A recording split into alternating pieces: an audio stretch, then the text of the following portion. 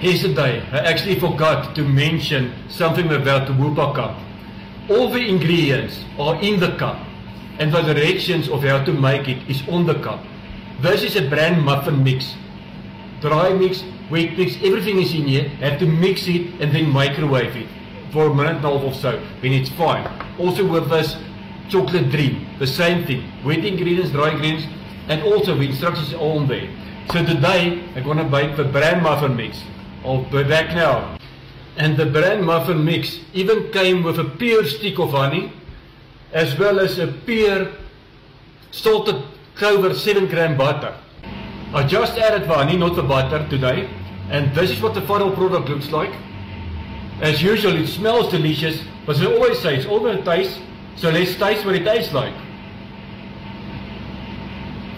It's a rather big scoop there.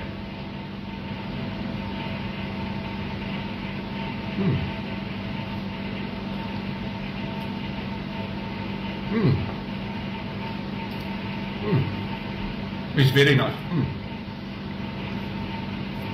Not quite as nice as a caramel vanilla, but it's really very nice.